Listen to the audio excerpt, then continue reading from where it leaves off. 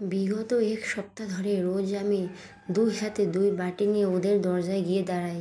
বাসায় আলু ভাজি করলেও তাদের বাড়িতে দিয়ে আসতে হয়। মহা জ্বালায় পড়েছি আমি, নিজের জালে নিজেই জড়িয়ে গেছি। মাবুদ, আম্মাকে পটিয়ে আমার জীবনটা তেনা হয়ে গেছে। ওই হ্যান্ডসাম বান্দরটার দরজা খুলতে আর আসে না। হয় আন্টি নয় বুয়া দরজা খুলে দেয়। আমি আন্টির সাথে বসে থেকে কিছুক্ষণ কথা বলে চলে আসি। ভুলেও বান্দরটা রুমের বাইরে আসে না। আন্টির সাথে অনেকটাই ফ্রি হয়ে গেছি, কিন্তু এখনও তার ছেলের নামটা জানা হয়নি। আন্টি ছেলেকে বাবু বলে ডাকেন। কি করে এখনও জিজ্ঞেস করি যে আপনার বুড়া বাবুর নাম কি। আন্টি বেশ মিশুক প্রকৃতির। এর মধ্যে উনি 2 দিন আমাদের বাড়িতে এসেছিলেন। আম্মুর সাথে তার বন্ধুসুলভ সম্পর্ক হয়ে গেছে। এখন আমি অনায়াসে তাদের বাড়িতে যেতে পারি, কিন্তু যখন তখন গিয়েই বা কি হবে? কোনো ফলাফল নেই আমার। প্রবলেম হলো ওই বাবুটাই আমার আওয়াজ পেলেই তার দরজা বন্ধ করে থাকে। আমি তার দরজার সামনে ঘুরঘুর করে চলে আসি। একমাত্র গান গাওয়া আর ঢিল ছোড়া ছাড়া বাবুকে জ্বালানোর আর কোনো পথ খুঁজে পাই না। মনের দুঃখে বিকেলে হারমোনিয়াম নিয়ে বসলাম, চিল্লিয়ে গান ধরলাম। বন্ধু 3 দিন তোর বাড়িতে গেলাম, দেখা পাইলাম না বন্ধু 3 দিন।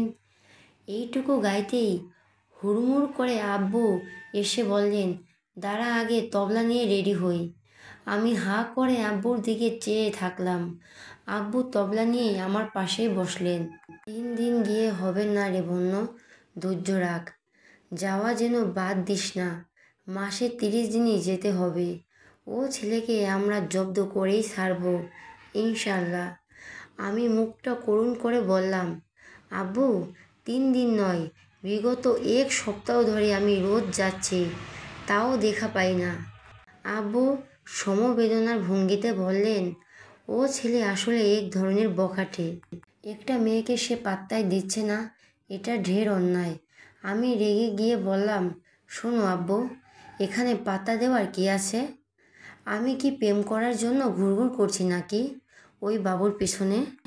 আব্বু অবাক হয়ে বিস্ময়ের স্বরে বললেন, তাহলে কেন ঘুরঘুর করছিস? জ্বালিয়ে বশ করতে চাই ওই বাবুকে, না হলে আমার শান্তি নাই। ওই ছেলের নাম তাহলে বাবু? নামটা তো জানি না, আন্টির মুখে বাবুটাই শুনেছি। ওহ, তাহলে বোধহয় ওর নাম বাবুই হবে। তার নাম খোকাবাবু হোক না বুড়োবাবু হোক, তাতে আমার কি? যা ইচ্ছা হোক গা, আই ডোন্ট কেয়ার। আসলে বাবু নামটা যেন কেমন কেমন কেমন কেমন বাচ্চা বাচ্চা নাম। হ্যাঁ, সে তো 32 দাঁতওয়ালা বাচ্চা। চল ওর একটা নাম রাখি। রেখেছি তো, বুইড়া খোকাবাবু। এসব না, আকর্ষণীয় নাম রাখতে হবে। আমি রেগে গিয়ে বললাম, তোমার এত মাথা ব্যথা কেন? ওই ধেড়ে বাবুকে নিয়ে পড়ছো কেন? আমাদের কাজ হলো ইফটিজিং করা, কারো আকর্ষণীয় নাম রাখা না। আমার রাগ দেখে আব্বু ভড়কে গিয়ে বললেন, হ্যাঁ সেটাই তো। আমার কিসের এত মাথা ব্যথা রে? অন্যের ছেলের নাম আমি বা কেন রাখতে যাব? ঠিক আছে, চল গান শুরু করি। আচ্ছা। বন্ধু 3 দিন তোর। আধা ঘন্টা ধরে গান গেয়ে গেয়ে আমার গলা ব্যথা হয়ে গেল, তবুও বাবুর দেখা মিলল না। ফাজিল পাজি হবতকুড়া বুইড়া বাবু একটা। তোমার জীবনও ভালো হবে না বাবু। তোমার এমন কারোর সাথে বিয়ে হবে যার অত্যাচারে তুমি অতিষ্ঠ হয়ে পাগল হয়ে যাবে। এটা বন্যের করা তোমার ভবিষ্যৎবাণী। প্রতিবেশী পাতিয়ে আমার তো জ্বালানোটাই বন্ধ হয়ে গেছে।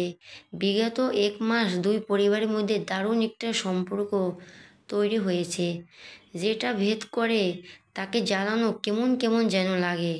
তাই গান গাওয়া ছেড়েই দিয়েছি, আর অকারণে তাদের বাড়িতেও যাই না। তরকারি জুতিকে দিয়েই বেশিরভাগ পাঠাই। আমি মাঝে মাঝে গেলেও ব্যস্ততা দেখিয়ে দেরি করে না। আন্টি আসেন, আম্মুও যায়, সব মিলে তারা বেশ আছেন। ইদানিং দেখি আব্বু ছাদে গিয়েও ওই ধেড়ে বাবুটার সাথে গল্প করেন। আমি দূর থেকে দেখে সরে আসি। বুঝতে পারি আব্বু তাকে পছন্দ করে। একদিন সন্ধ্যায় টিভি দেখছিলাম, আব্বু পাশে এসে বসতে বসতে বললেন, জানিস বর্ণ, ওই হ্যান্ডসাম বাবুটার নাম জেনেছি। আমি টিভির দিকে তাকিয়ে থেকেই বললাম, তার নাম জেনে দুনিয়া উদ্ধার করেছ? আব্বু ভীষণ আগ্রহ নিয়ে বললেন, আরে নামটা তো শোন। ডোন্ট কেয়ার মুখ করে বললাম, ওর নাম শুনে আমি কি করব? আব্বু বিস্ময়ের স্বরে বললেন, কি করাবো মানে? ওর নাম জানার জন্যই তো হারমোনিয়াম আর তবলা কেনা হলো। আমি আব্বুর দিকে তাকিয়ে বললাম, তাকে জ্বালানোর জন্য কিনেছি, এসব নাম জানার জন্য নয়, বুঝেছ? আব্বু অবাক চোখে তাকিয়ে বললেন, তাহলে রোজ তার নাম কেন জিজ্ঞেস করতি? আমি আবার টিভির দিকে তাকিয়ে বললাম, তার নাম জিজ্ঞেস করেছি জ্বালানোরই জন্য। এটা আবার কেমন জ্বালানো রে বাবা? এখন তো ওরা পড়শি হয়ে গেছে, আর আন্টি খুব ভালো মানুষ, তাই তার মুখের দিকে তাকিয়ে মাপ করে দিয়েছি। ওই হবতকুড়া বাবুকে আর তাকে জ্বালাবো না ভেবেছি। সে কি রে, কত কাঠখড় পুড়িয়ে ওদের বাড়িতে যখন তখন যাওয়ার বন্দোবস্ত করলি, আর এখন এত সহজেই মাপ করে দিলি? এটা কিন্তু ঠিক নয় বর্ণ। আমি বেশ ভাব নিয়ে বললাম, শোনো আব্বু, পৃথিবীর সব মহান মানুষেরাই খুব সহজেই মাপ করে দেয়। আব্বু ইসমাইল হেসে বললেন, তা অবশ্য ঠিক বলছিস। নামটা তো শুনবি? নামটা কিন্তু দারুণ। আমি ডোন্ট কেয়ার মুখ করে বললাম, তার নাম যেমনই হোক আমি শুনবো না। এখন যেহেতু জ্বালানো আর হবে না, তাই এসব নিয়ে আমার আর কোনো ইন্টারেস্টই নেই। আব্বু হঠাৎ সিরিয়াস মুখ করে বললেন, একটা কথা বলবি? বলবো। বলো, কি জানতে চাও? তুই কি ছেলেটাকে পছন্দ করিস না? কোন ছেলেটাকে? ও গড, পাশের বাসার বাবুর কথা বলছি। তাকে পছন্দ কেন করব? আমি তো ভেবেছিলাম তুই তাকে পছন্দ করিস, তাই গান গেয়ে বকাটেমি করে তার প্রেমের ফাঁদে ফেলতে চাস। দূর আব্বু, তুমি যে কী সব বলো না। এসব প্রেম টেম যে আমার আসে না, তা তো তোমার অজানা নয়। আব্বু দার্শনিকের মতো বললেন, জানি তোর প্রেম আসে না, তাই বলে যে কখনো আসবে না এমনটাও নয়। আসলে প্রেম তো বলে কয়ে আসে না। আব্বুর কথা শুনে আমি হতবাক হলাম। নিজেকে স্বাভাবিক করে বললাম, এই সব কথা বাদ দাও তো। ওই ছেলেকে আমি কখনই ওসব চোখে দেখিনি। ছেলেটা কিন্তু অসাধারণ। অসাধারণ নয় ছাই, কম কথা বলে সে, তবে খুব সুন্দর গুছিয়ে কথা বলে। গুছিয়ে কথা বললে মানুষ অসাধারণ হয় নাকি? আমরা তো তাকে মুডি মনে হয়। ফাজিল ছেলে একটা, পাজিও খুব। মোটেও ফাজিল আর পাজি না, সে খুব ভদ্র ছেলে। আমি চোখ পাকিয়ে বললাম, আব্বু, তুমি নিজের মেয়ের বিরুদ্ধে গিয়ে অন্যের ছেলের পক্ষ নিচ্ছ কেন? আমার চোখ পাকানো দেখে আব্বু থমকে গিয়ে বললেন, কই না তো, আসলে তুই সব ঠিকই বলছিস। ও ছেলে ফাজিল একটা, আর বহুত পাজি। আমি যাই, একটু ঘুমাবো। আব্বু বিষয়টা এড়িয়ে চলে গেলেন। আমি কিছু বললাম না। আব্বুর হাব ভাব ভালো মনে হলো না। ধ্যাত্তেরি, যা ইচ্ছা করুক। ইদানিং আমার আম্মু পাশের বাসার বাবুর প্রশংসার গীত শোনায়। এমন ছেলে নাকি পৃথিবীতে আর দুটো নেই। আম্মু তো এমনিতেই সব কিছু বেশি বেশি বলে, তারপর ওপরে এটা তার সদ্য নতুন বান্ধবীর ছেলে। সব মিলেই ওই বাবুর গীত শুনতে শুনতে আমার কানের পর্দা ফাটার উপক্রম হয়েছে। সন্ধ্যায় কফির সাথে আজকাল অন্য খাবারের দরকার হয় না। পাশের বাসার বাবুর প্রশংসায় কফিতে চুবিয়ে খেয়েই আমার পেট ভরে যায়। আব্বুকে তো তাও চোখ পাকিয়ে থামাতে পারি, কিন্তু আম্মুকে চোখ পাকালে সে উল্টা ডাবল চোখ পাকায়। কী যে জ্বালায় পড়েছি খোদা, বাড়িতে থাকাই যেন দুষ্কর হয়ে গেছে। আমার তো রোজ আম্মুর সাথে ঝগড়াই হচ্ছে ওই বুইড়া বাবুকে নিয়ে। সন্ধ্যায় কফি নিয়ে বসে টিভি অন করে সদ্য বসেছি, অমনি আম্মু জুড়ে দিলেন রেডিও। জানিস বর্ণ, ছেলেটা আসলে খুব ভদ্র, সবাইকে কত সম্মান করে। না তো জানি না, সে তো কখনই আমাকে সালাম টালাম করেনি, তো তাই জানি না। তোকে সালাম করবে কেন? তুই কি মুরব্বি নাকি? ভাবলাম মতি ভালো ছেলেরা হয়তো ছোট ছোট ছেলে মেয়েদেরও সালাম করে, সেখানে আমি তো খুব ছোট না। তোর সব কথাই আসলে তেরা বেঁকা, একটু সোজাভাবেও তো কথা বলা যায়। আর ওই বাবুটার সব কিছুই সোজা, তাই না? ওর প্রশংসায় তুমি পানিতে গুলিয়ে খাও। খবরদার, তার প্রশংসা আমার কপিতে চুবাতে আসবে না।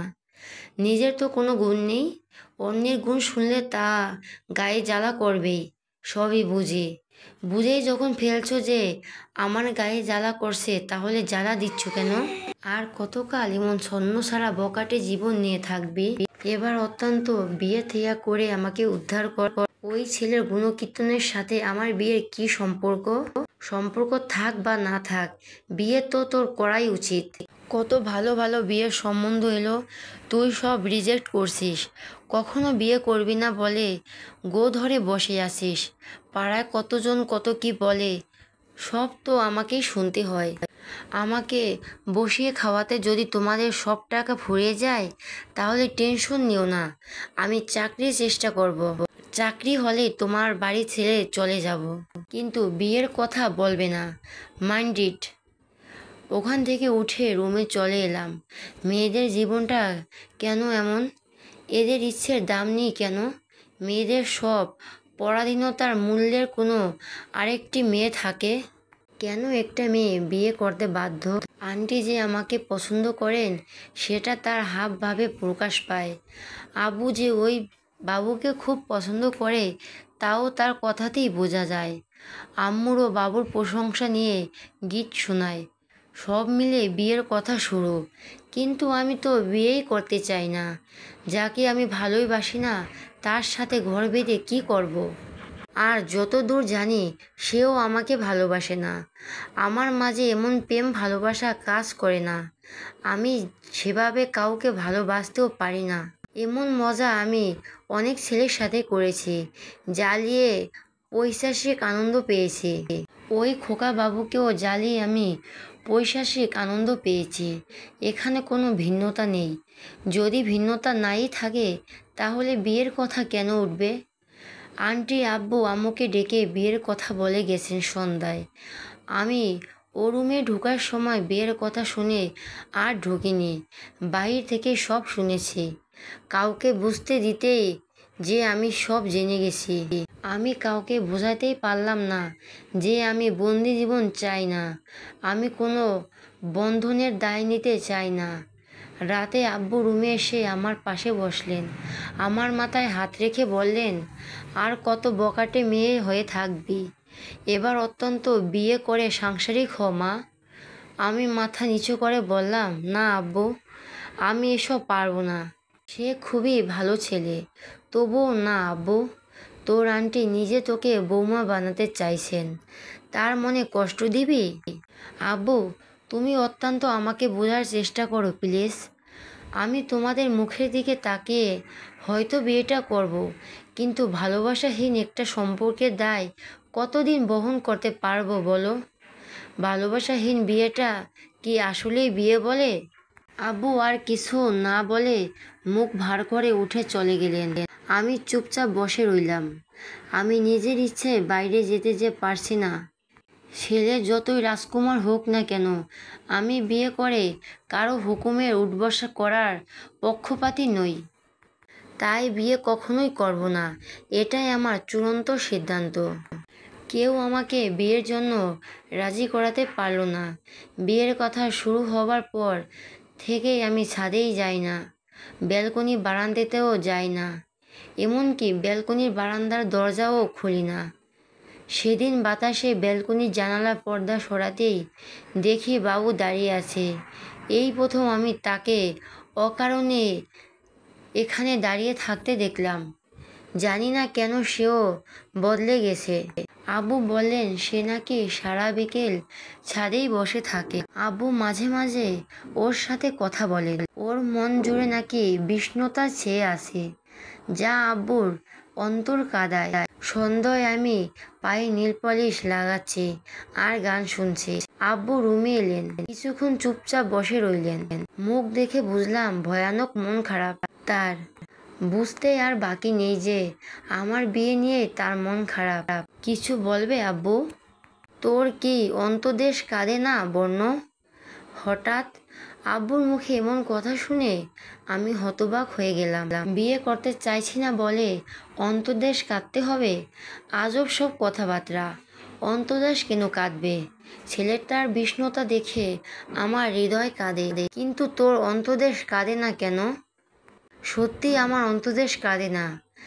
কেন কাঁদে না তা আমি জানি না, আর জানতেও চাই না। আমি শুধু জানি এই ভালোবাসাবাসি আমার আসে না, কিছুতেই না। যেদিন অন্তরের গভীরে ভালোবাসা অনুভব করব, সেদিন বিয়ের কথা ভাবব। জুথি রুম ঝাড়ু দিতে আমার রুমে এসে বলল, বর্ণ আপা, দুলাভাই কেমন দুঃখী দুঃখী মুখ কইরা দাঁড়াইয়া থাকে। সে মন কয় আপনারে ভালোবাসে, দেখলেই সেরা মায়া লাগে। আমি ওর দিকে তাকালাম, দেখলাম সে মুখটা করুণ করে কথাগুলো বলছে, কিন্তু ওর তো দুলাভাই আছে বলে আমার জানা নেই। আমি যদিও বা থাকে, সে আমাকে ভালোবাসবে কেন? আমি অবাক হয়ে জিজ্ঞেস করলাম, দুলাভাই কে, আর সে আমাকে ভালোবাসবে কেন? সে লাজুক মুখ করে বলল, দুলাভাই হলো সীমান্ত ভাইজান। সীমান্ত কে? আরে আপা, পাশের বাসার ওই পোলাডা, যারে আপনাকে কাকা শোনাইতেন। কাকা শোনাতাম মানে? কাকা মানে আসলে গান।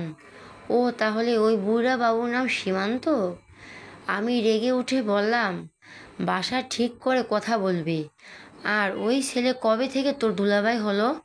সে লাজুক মুচকি হেসে বলল, হ্যার লগে যে আপনার বিয়ের কথা চলতেছে সেইটা আমি জানি। ওর ভাব দেখে মনে হচ্ছে সীমান্ত নামের বাবুর সাথে যেন ওর বিয়ের কথা চলছে। সে যাই হাবভাব করুক, তাই বলে সে সীমান্তকে আমার বর মিন করে দুলাভাই কেন ডাকবে?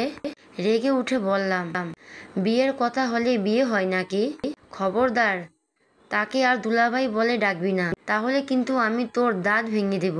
আমার কথা শুনে সে ডোন্ট কেয়ার মুখ করে বলল, আচ্ছা ভাইঙ্গেন, তাও ডাকুম। কথাটা বলে সে রুম ঝাড়ু না দিয়েই বেরিয়ে গেল। আজকাল দেখছি জুথিও আমার বিরোধী দল হয়ে গেছে।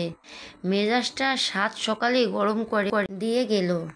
আমিও পণ করেছি, কিছুতেই আমি ওই খোকা বাবুকে বিয়ে করব না। ঘোষণা দিলাম যে আমি চিরকুমারী থাকব। কিন্তু বিস্ময়কর ঘটনা হলো, কেউ আমার ঘোষণাকে পাত্তাই দিল না, ইভেন আব্বুও না।